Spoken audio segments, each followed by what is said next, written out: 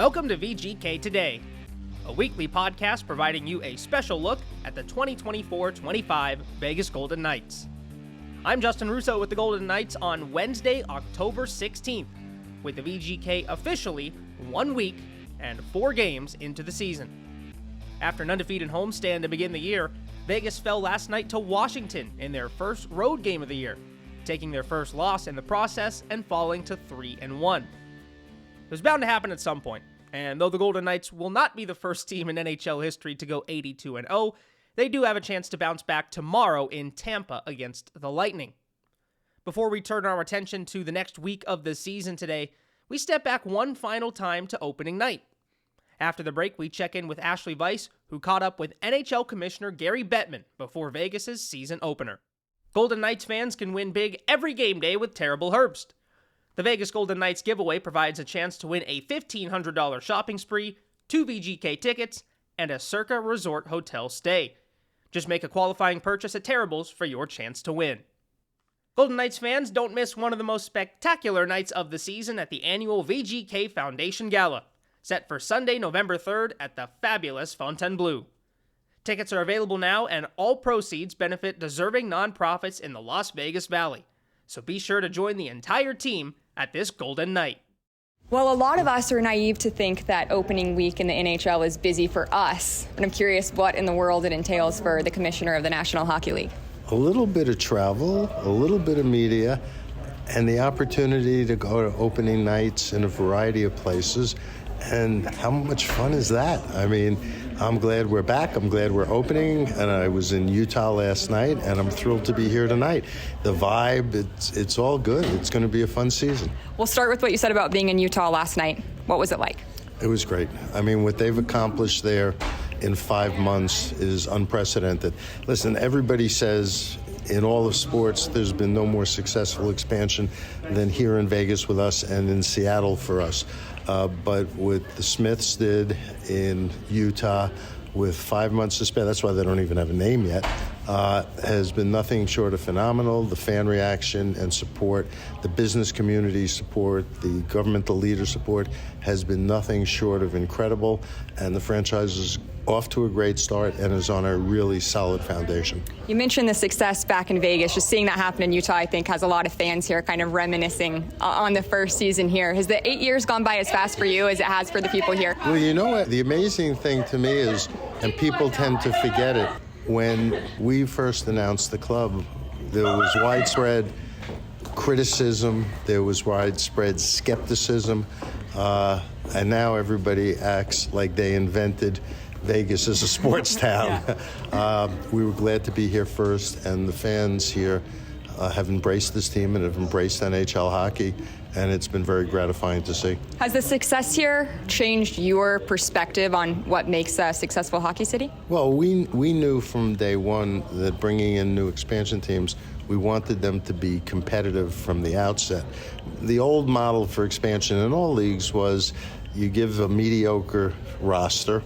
The initial enthusiasm for a non-competitive team lasts 2 or 3 years, and then it kind of wanes. And about a decade after the team starts, they get competitive, and it picks up.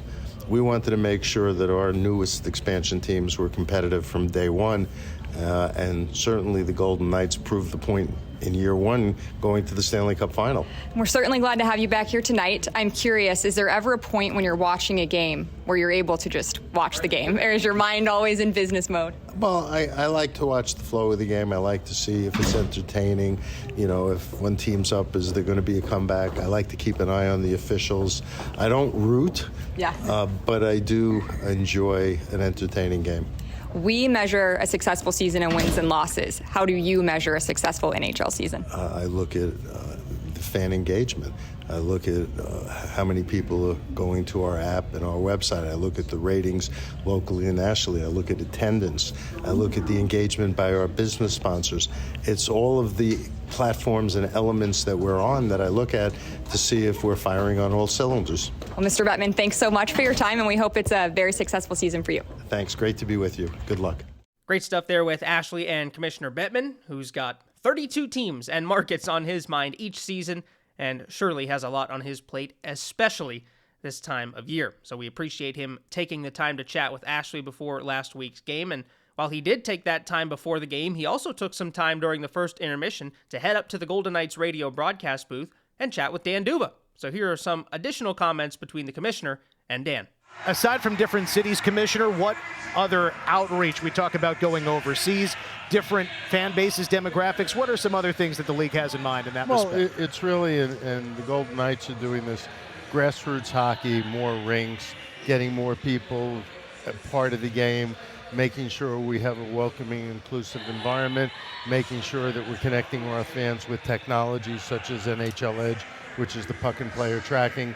Our national broadcast partners are doing a great job, whether it's Walt Disney Company with ESPN and ABC or Warner Brothers Discovery with Turner, TNT. It's about making sure our games are accessible. And even the change that was made in regional sports here in Nevada, going over the air with Scripps, was a great way. The viewership is up exponentially. And it really keeps fans engaged, and it welcomes new fans. All of the things that I'm talking about. And yes, we're playing more games around the world. We're on media platforms in 150 countries. It's all taking what we think is the greatest game in the world and bringing it to the most people possible. Well, guest is Commissioner Gary Bettman, and we'll wrap up with that. Something new is coming in February, the Four Nations Tournament, United States, Canada, Finland, Sweden. Can you give us a sense of not only what it will be this year, but the hope of what it might become? Well, our players have a history from when they're teenagers of representing their countries. A third of our players come from outside of North America. We obviously have players from Canada and the U.S.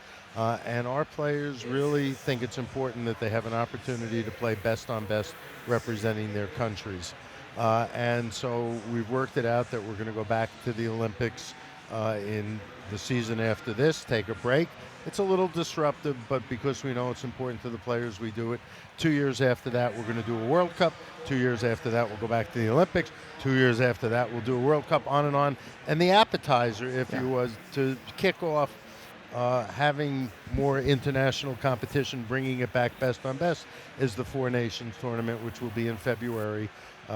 Some games in Montreal and some games in Boston. It's a lot to look forward to. We know that Jack Eichel will be part of that, and probably some other Golden Knights as well. And talking to Jack Eichel, I don't know if you or your listeners have watched Face Off.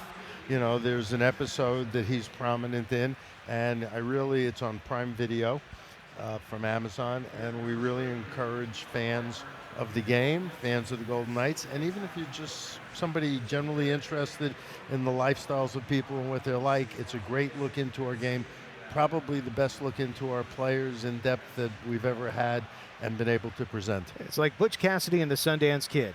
Who are those guys? Yeah, exactly. Who are those guys? And now you get a really good look. It's really compelling stuff. So a big thank you again to Gary Bettman, NHL Commissioner, for taking time to speak with both Ashali and Dan. And, of course, with Dan there, talking about some fun stuff in terms of NHL players being woven back into the international game, which, of course, begins later this season with the Four Nations Face-Off. So that's going to be some fun stuff to look forward to. And also, as the Commissioner said at the end there, that Face-Off show on Amazon Prime, really fun look at some of the top players in the league, including Vegas' own Jack Eichel. I'm watching through it right now myself, loving it so far. And if you're a VGK fan, I highly encourage you to do the same. Always fun to get an inside look at these NHL athletes. Stay tuned, because after the break, we'll check in with some league-wide news and take a look at the red-hot start for Vegas' top line. Golden Knights fans, special ticket offers provide limited edition themed merchandise with your VGK ticket to select games, like Ninth Island Night on October 22nd and Noche de los VGK on November 2nd. Visit the team website and click Tickets to see all of the special ticket offers coming up.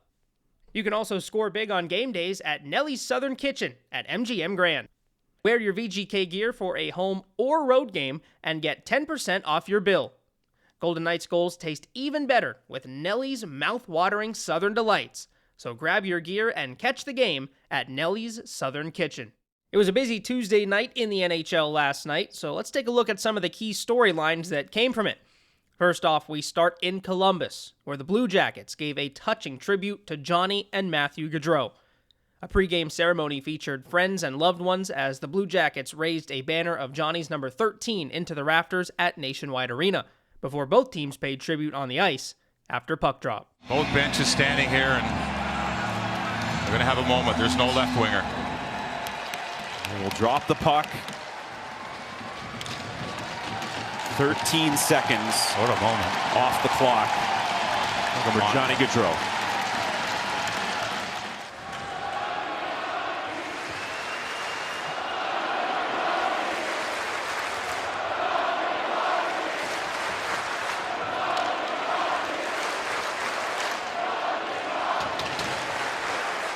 That was Steve Mears and Jody Shelley of the local television broadcast for the Blue Jackets as the Columbus Blue Jackets skated out with just 4 players on the ice for the opening puck drop, and the teams let 13 seconds run off the clock as a tribute to their teammate. From Columbus, we head to St. Louis, where the Blues battled the Minnesota Wild.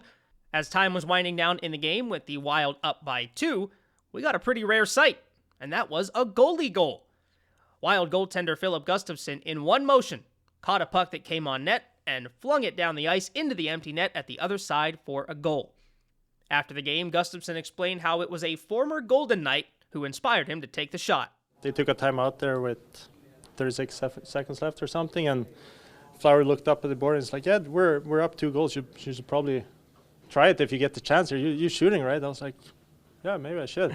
You went to the bench and Flower. During the timeout there, it's like, yeah, we're up 2, because usually that's like, coaches usually get very mad if you try and shoot it with only 1 goal lead, because usually it becomes icing if you miss it. So up 2-0, I was like, yeah, if I get the chance, I'll try it. Oh, it's always Flower, isn't it? Marc-Andre Fleury there on the bench for Minnesota, encouraging his teammate to take the shot, always getting into some kind of shenanigans there, but you'd expect nothing less from Marc-Andre Fleury. And it results in a goalie goal for Philip Gustafsson, so all turned out well for the Minnesota Wild, and we all get a fun moment to look back on in a rare sight for this league. Taking a look around the league at some other scores from Tuesday night. Of course, we mentioned the Golden Knights will be in action tomorrow against the Tampa Bay Lightning, and they're going to be taking on a Lightning team that is fresh off a win against the Vancouver Canucks, as they took down Vancouver 4-1 on home ice on Tuesday. Elsewhere across the league as well, the Dallas Stars remain undefeated with a shootout win over the San Jose Sharks 3-2. Flames stay undefeated with a 3-1 win over the Chicago Blackhawks. And the Edmonton Oilers get their first win, a 4-3 overtime victory over the Philadelphia Flyers. Matvei Michkov with his first 2 career NHL goals in the first period, but Leon Draisaitl wins it for Edmonton in overtime as the Oilers' skid to start the season finally has come to an end. So for the Golden Knights, it's the game tomorrow against Tampa and a game on Saturday against the defending champion Florida Panthers that will wrap up their first road trip of the season. Vegas still looking for their first couple of points on this road trip, and we'll see if they can get them tomorrow against a very good Lightning team that is now 2-0 on the season. Golden Knights will be back home on Tuesday of next week, October 22nd, in an 8 p.m. puck drop in a nationally televised game on ESPN against the Los Angeles Kings. You can, of course, also listen on the radio with Dan Duva and Gary Lawless on Fox Sports Las Vegas. But for the Golden Knights, a couple of more on the road before some home hockey next week. And we'll see what that record looks like when they do come back to T-Mobile Arena for game number 4 at home on the year. That'll wrap things up today for VGK Today. Thank you, as always, for tuning in. Be sure to rate, review, and subscribe on your preferred podcast platform, as we'll be back every week throughout the 2024-25 regular season with new episodes. Stay tuned, as next week, Dan Duva joins our show. Justin Russo signing off for VGK Today.